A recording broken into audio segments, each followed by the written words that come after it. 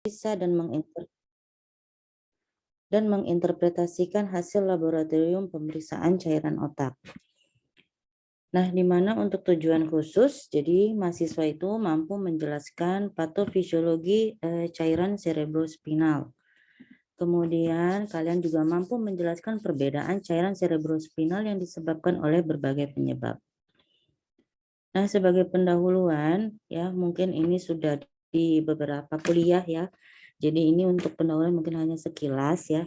Kita ketahui bahwa CSF atau cairan cerebrospinal ini merupakan cairan yang membasahi jaringan otak dan medula spinalis. Nah, cairan akan bersirkulasi di dalam rongga subarachnoid dan sistem ventrikel. Secara anatomis, jadi cairan cerebrospinal ini bisa ditemukan di dalam ruang otak, yaitu pada ventrikel otak, sisterna di sekitar otak, maupun di ruang subarachnoid. Cairan ini dihasilkan oleh plexus choroid yang terdapat pada atap ventrikel ketiga dan keempat dan pada dinding medial ventrikel lateral. Untuk cairan cerebrospinal ini dihasilkan secara aktif dan dalam keadaan normal diimbangi oleh absorpsi kembali ke dalam darah. Di mana cairan cerebrospinal ini normalnya itu adalah sekitar 150 ml. Nah, ini adalah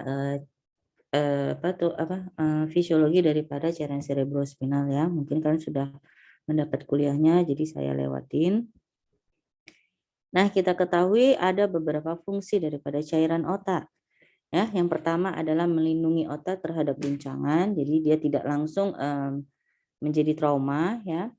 Kemudian ini sebagai penunjang secara fisik, dia dapat mempertahankan terhadap invasi daripada bakteri, kemudian menjadi penghantar nutrisi, kemudian menjaga homeostasis dari sistem ion. Nah, daripada pengambilan cairan cerebrospinal ini, kita memiliki dua cara ya. Jadi yang pertama itu adalah lumbal fungsi, dan yang kedua adalah sisternal fungsi atau lateral cervical. Nah, mungkin yang kita kenal adalah yang paling sering adalah dengan lumbal fungsi. Nah, lumbal fungsi ini adalah suatu cara pengambilan cairan cerebrospinal melalui fungsi pada daerah lumbal atau upaya pengeluaran cairan cerebrospinal dengan memasukkan jarum ke dalam ruang subarachnoid. Jadi ada beberapa indikasi daripada lumbal fungsi, jadi kita tidak bisa sembarangan juga melakukan lumbal fungsi tersebut. Jadi untuk indikasi ada untuk secara diagnostik dan ada secara terapeutik. Nah, untuk diagnostik itu sendiri ini biasanya bila memiliki gejala iritasi atau meningial ya seperti meningitis, kemudian poliomielitis. Kemudian untuk diagnostik yang kedua yaitu gejala vokal dari kelainan SSP seperti parese ataupun paralisis. Kemudian bila dilihat ada tanda kenaikan daripada tekanan intrakranial ya seperti sakit kepala yang hebat, kemudian muntah secara proyektil.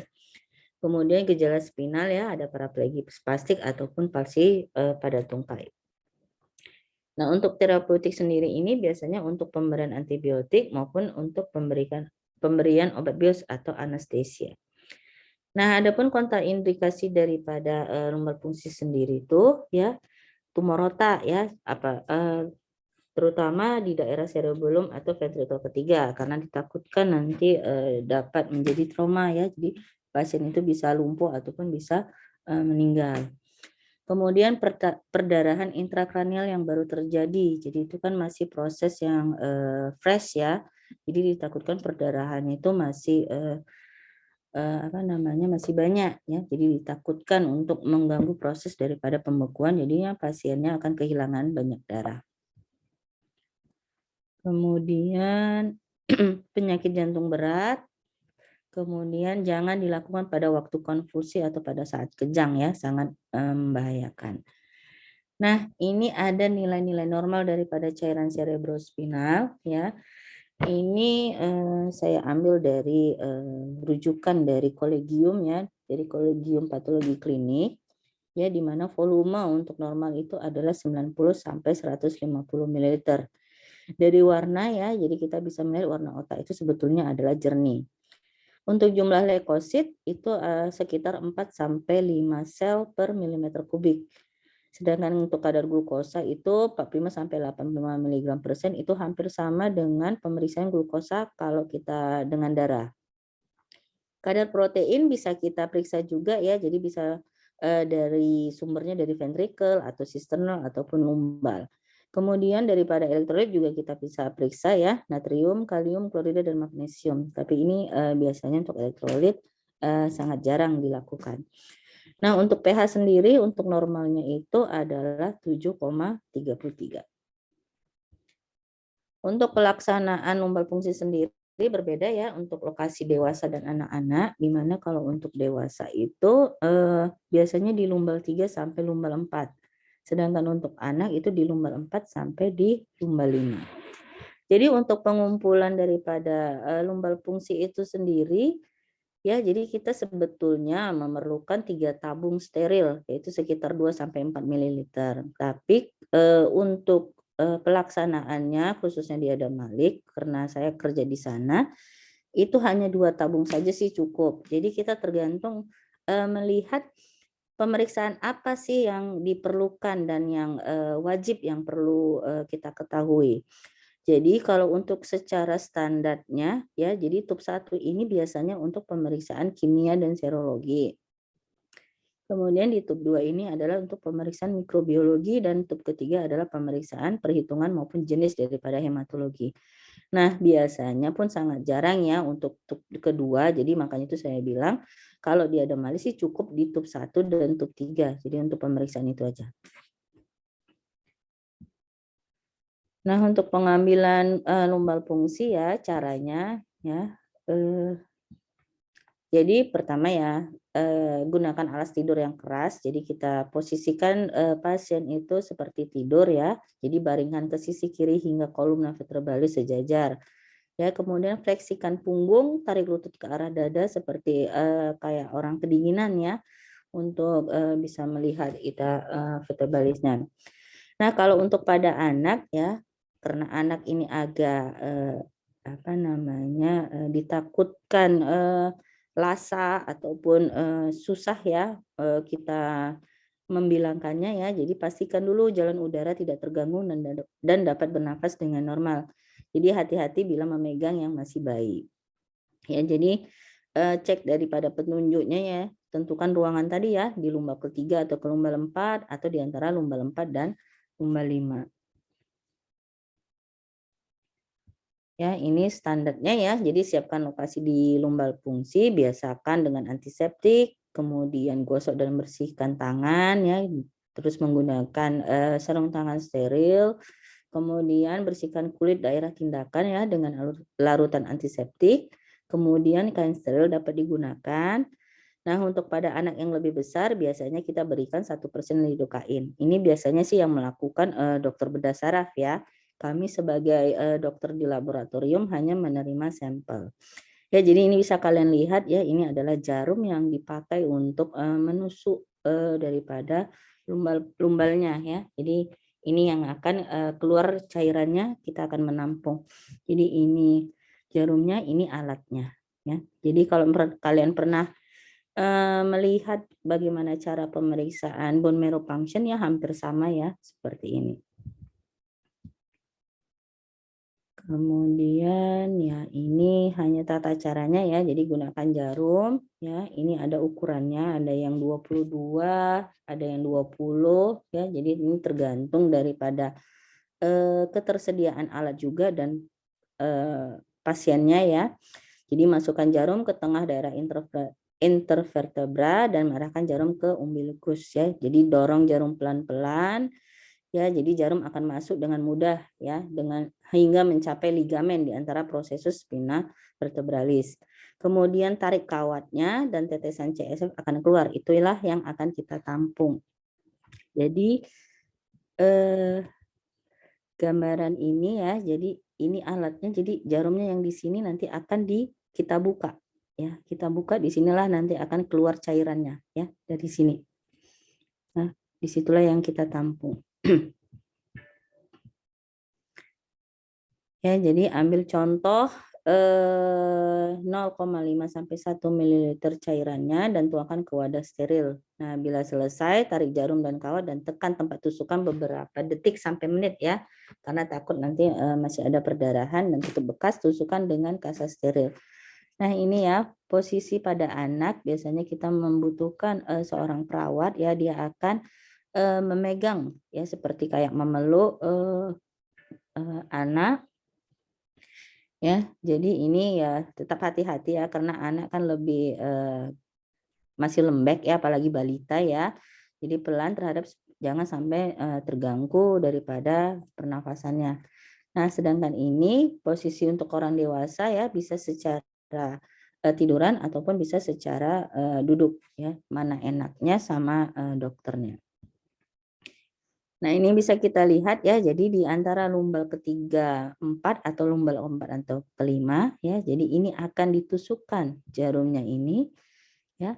Di sini ada spinal cord-nya ya. Nah, disinilah yang akan keluar nanti cairannya, di situ akan kita tampung. Jadi seperti ini. Ya, jadi ini adalah jarum yang ditusuk, kita sudah menyediakan tabung yang steril ya, sekitar 2 sampai tadi 4 atau 5 ml. Kalau sudah penuh kita ganti tabung berikutnya. Adapun komplikasi daripada lumbal fungsi ya, ini biasanya akan sakit kepala, ini dirasakan segera ya sesudah lumbal fungsi. Kemudian ada backhead ya, ini biasanya di lokasi bekas fungsi ya. Kemudian bisa terjadi infeksi, herniasi, intrakranial subdural hematom, kemudian hematom dengan peningkatan pada radix ataupun bisa terjadi tumor epidermoid intraspinal. Nah, di laboratorium patologi klinik kita sendiri ini ya, jadi kita menganalisa daripada cairan otak ya. Jadi apa-apa saja sih yang kita periksa? Nah, kita bisa memeriksakan secara makroskopis, kemudian kita memeriksakan mikroskopis, kemudian analisa kimia, serologi bila dibutuhkan, ataupun mikrobiologi ingin mengetahui kuman apa yang terdapat di cairan otaknya. Ya, untuk serologi dan mikrobiologi ini biasanya sangat jarang ya dilakukan. Nah, untuk pemeriksaan makroskopis yang kita nilai adalah warna. Nah, tadi ya untuk normal itu warnanya jernih ya, dan dia memiliki viskositas yang menyerupai seperti air. Nah, sedangkan abnormal itu dia akan berwarna keruh, kemudian seperti berkabut atau mengalami perubahan daripada warna. Nah, kalau untuk darah bisa saja terjadi ya, ini mungkin pada saat trauma pada pengambilan lumbal fungsi, jadi ini akibat daripada perdarahan intracerebral ataupun perdarahan subarachnoid.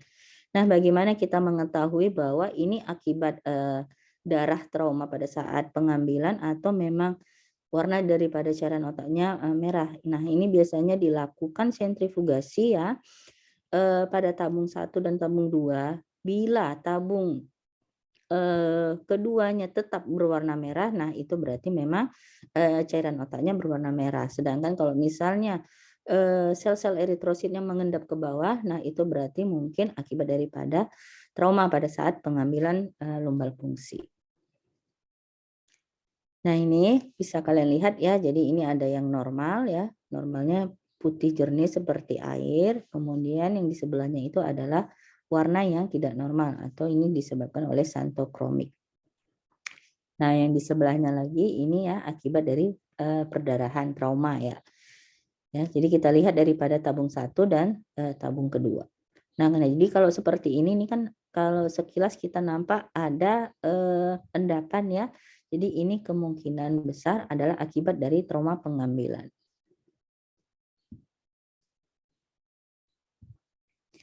Kemudian yang bisa kita lihat adalah kekeruhan. Kekeruhan ini biasanya kita nilai dari 0 sampai dengan positif 4.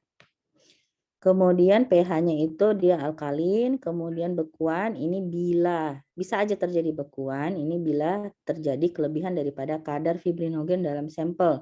Ya, ini biasanya kalau kadar protein yang kita periksa ini tinggi.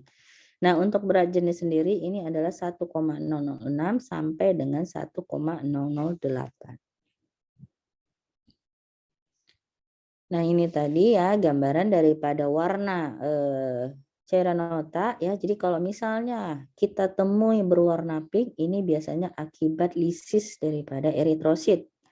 Kemudian kalau dijumpai warna kuning, ini bisa disebabkan hiperbilirubinemia ya. bilirubinnya sangat tinggi, ya dimanapun protein juga bisa kita temuin lebih dari 150 mg per desiliter. Kemudian orange ini juga bisa akibat daripada lisis daripada eritrosit, kemudian akibat dari kelebihan daripada vitamin A.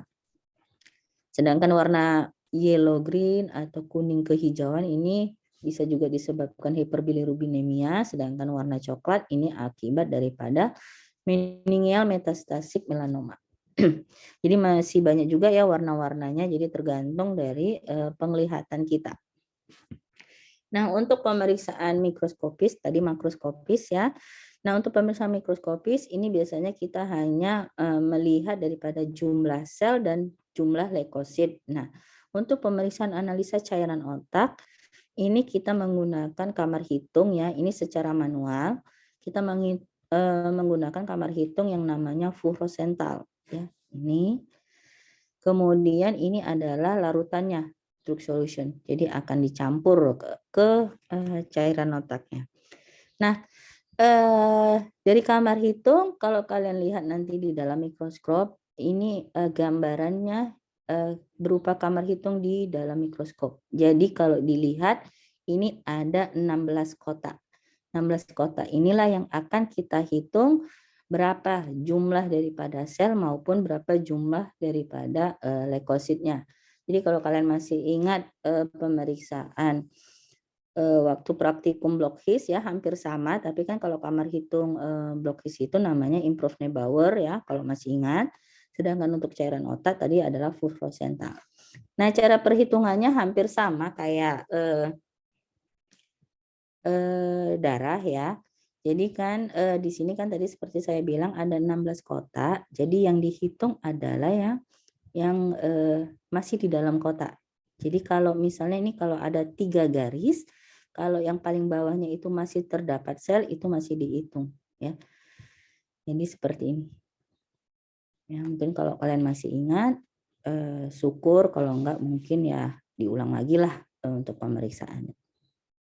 Jadi nanti ini akan dijumlah berapa sel keseluruhannya. Nah, untuk cara kerja ya, jadi larutan tuk pekat diisap sampai tanda 1, kemudian larutan LCS-nya diisap sampai tanda 11, kemudian dikocok, dibuang, kemudian diteteskan di kamar hitung tadi. Jadi perhitungannya jumlah sel yang ditemukan dikali 1 untuk lebar, kali tinggi ya, kali 1 lagi, dan dikali pengenceran. Ya, jadi untuk interpretasinya jadi jumlah selnya itu antara 0 sampai 5 sel per milimeter kubik. Biasanya kalau cairan yang jernih itu sangat jarang ya kita temuin selnya, dan itu biasanya kita kategorikan langsung normal aja.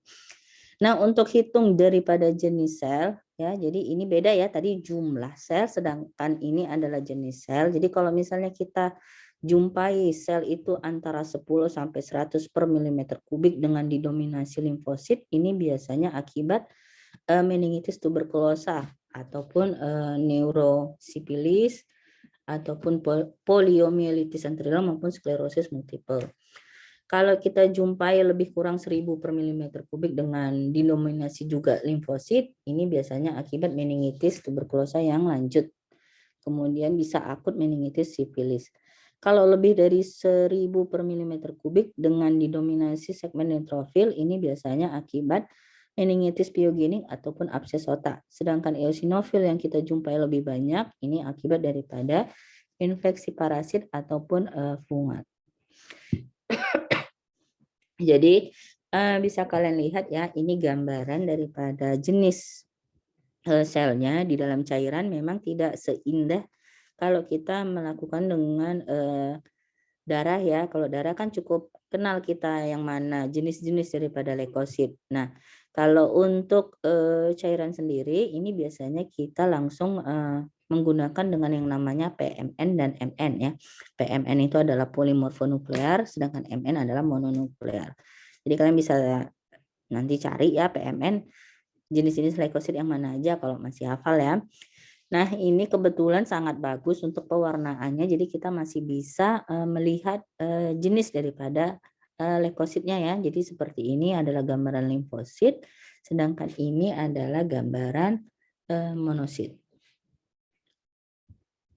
Nah, untuk di Adam Malik ya, Adam Malik itu sendiri saya bukannya mau menjual alat juga ya. Jadi sekarang sudah ada dengan perkembangan zaman, perkembangan digital sudah ada alat secara otomatis untuk menilai daripada analisa cairan itu sendiri ya. Jadi kita tidak perlu lagi susah-susah seperti yang saya sebutkan tadi itu yang pemeriksaan dengan kamar hitung ya, kemudian dengan pewarnaan ya untuk melihat daripada jenis sel, tapi dengan alat ini aja kita sudah bisa melihat keseluruhan hasilnya ya. Jadi lebih gampang ya untuk menginterpretasikannya. Jadi nanti hasilnya seperti ini ya. Jadi untuk analisa cairan otak jadi ada warna, kemudian ada untuk pemeriksaan kimia ya LDH, total protein, kemudian ini tadi ya jumlah leukosit sudah langsung dihitung oleh alat, jumlah eritrosit, glukosa, pH, Mn maupun PMN ya. Jadi untuk jenis daripada leukosit itu tadi ya jadi dalam bentuk Mn sel dan PMN sel dalam 100%. Jadi berapa Mn-nya, berapa PMN-nya. Nah, untuk analisa kimia ini kita kembali lagi secara manual ya. Jadi untuk melihat adanya protein di dalam cairan otak itu ada beberapa cara ya. Jadi ada yang dinamakan tes Pandi. Ini prinsipnya adalah untuk melihat reaksi terhadap protein. Jadi kita bisa melihat albumin dan globulin. Jadi cara kerjanya kita memerlukan 1 ml reagen Pandi dan 1 tetes cairan otak. Kemudian kita lihat kekeruhannya. Ya, jadi bisa dilihat ini sebelum dilakukan uji sampelnya dan ini hasilnya ya. Jadi kita lihat perbedaannya ada kekeruhan. Jadi ini hasil untuk tes Pandinya adalah positif. Kemudian ada yang dinamakan tes None ya. Ini reaksi terhadap protein juga tapi hanya globulin ya. Ini dalam bentuk kekeruhan berupa cincin. Jadi untuk tes None ini kita memerlukan 1 ml reagen None dan 1 tetes cairan otak. Kemudian kita lihat ada atau tidaknya cincin di perbatasan kedua lapis ya, di antara sekitar sini biasanya.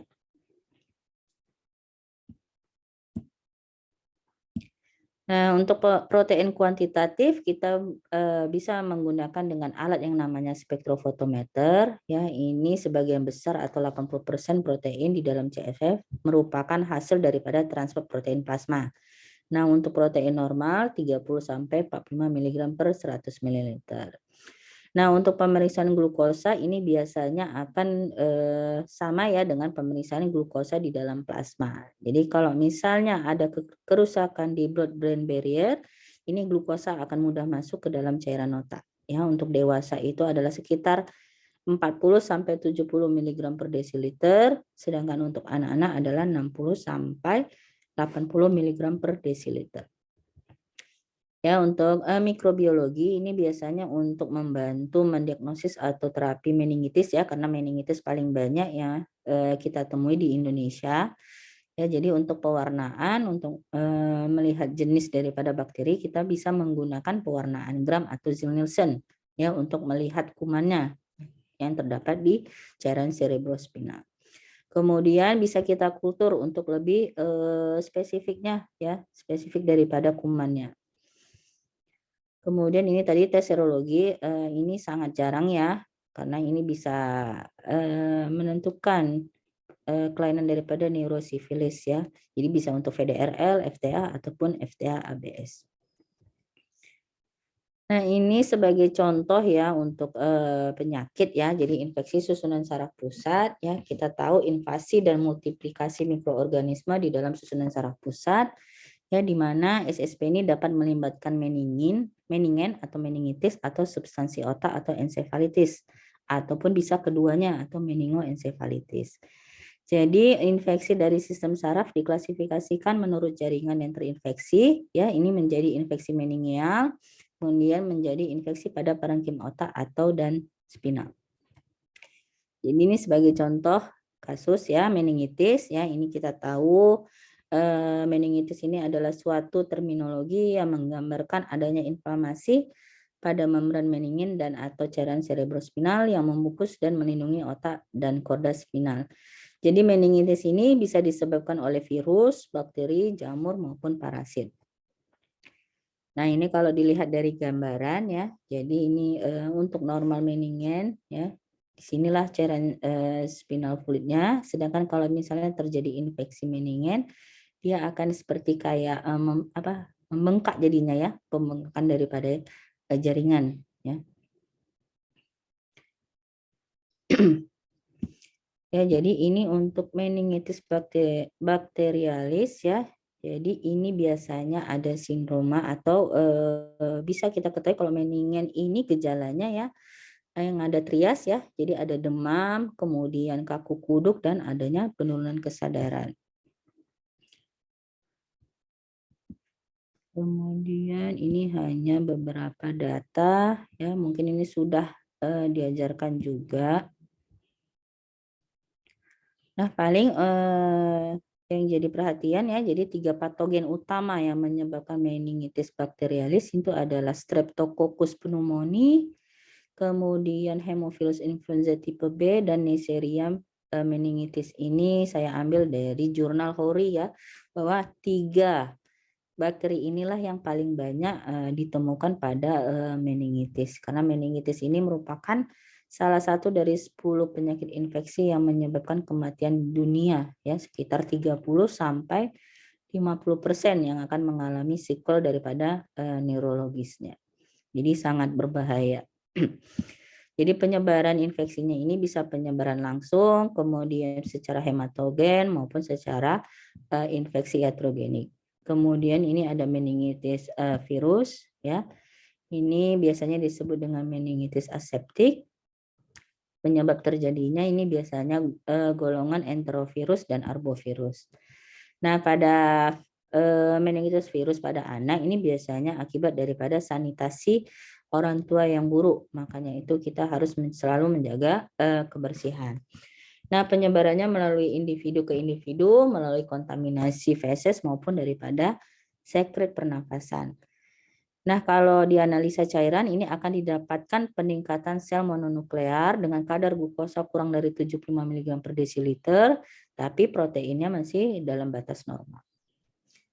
Nah, ini mungkin kesimpulan dari semuanya ya. Jadi kalau misalnya kita mendapatkan hasil seperti ini kenapa saya menunjukkan meningitis ya, karena meningitis yang paling banyak pada kasus ya, karena kayak ensefalitis sih sebetulnya hampir sama.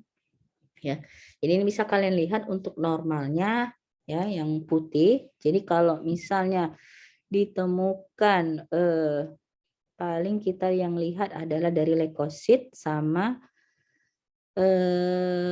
protein dan glukosa ya. Jadi kalau misalnya dijumpai leukosit lebih dari 1000, kemudian sama ini jenis neutrophil predominans, jadi lebih banyak neutrofilnya, protein yang tinggi dengan glukosa yang rendah, ya ini bisa kita kategorikan bahwa pasien ini mungkin bukan mungkin ya menderita akibat meningitis bakterial ya. Jadi bisa kalian lihat dari sini ya, tergantung daripada kasus yang kalian temuin ya. Jadi kalau fungal ini biasanya limfosit yang lebih cenderung dijumpai. Baik, terima kasih. Ada yang ingin ditanyakan untuk pemeriksaan analisa cairan? Izin bertanya, Dok. Ya, silakan. Jika saat pengambilan ada darah karena trauma, Dok, apakah kita ambil ulang atau apakah kita bisa melakukan sesuatu pada CSF-nya, Dok?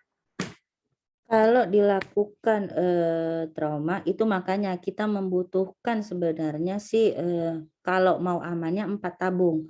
Jadi tabung pertama dan tabung kedua itu kalau memang kita nampak darah seperti saya bilang harus disentrifugasi, kita lihat endapannya ada atau tidak ya. Kalau misalnya memang ada endapan, jadi setidaknya untuk tabung kedua dan tabung ketiga 4 itu masih bisa kita pakai. Jadi kan tidak mungkin juga pengambilannya itu diulang lagi seperti itu, karena kan ini termasuk tindakan yang terlalu invasif seperti itu. Jadi biasanya juga kalau misalnya trauma pasti tabung berikutnya sih tidak akan warna merah lagi seperti itu. Baik, Dok. Terima kasih, Dok. Oke, masih ada lagi yang ingin bertanya?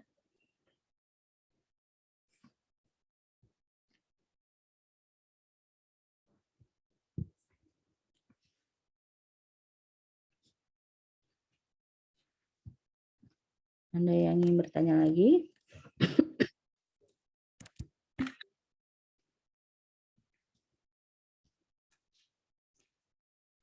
Baik, saya harap mungkin dengan kuliah ini bisa menambah wawasan kalian juga ya, walaupun mungkin tidak akan kita lakukan ya, mungkin nanti pada saat kalian sekolah untuk spesialisnya ya, terutama kalau akan menjadi bedah saraf ya.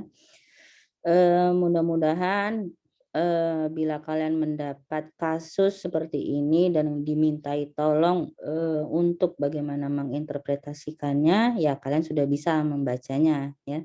Apakah ini penyebabnya dari bakteri ataupun virus ataupun jamur ya. Jadi seperti itu. Jadi segala sesuatu pemeriksaan itu sangat penting ya, karena ini pemeriksaan lab ini adalah sebagai penunjang ya untuk mengetahui atau membantu daripada diagnosa. Baik, mungkin sekian dulu dari saya. Semoga kita selalu dalam keadaan sehat ya.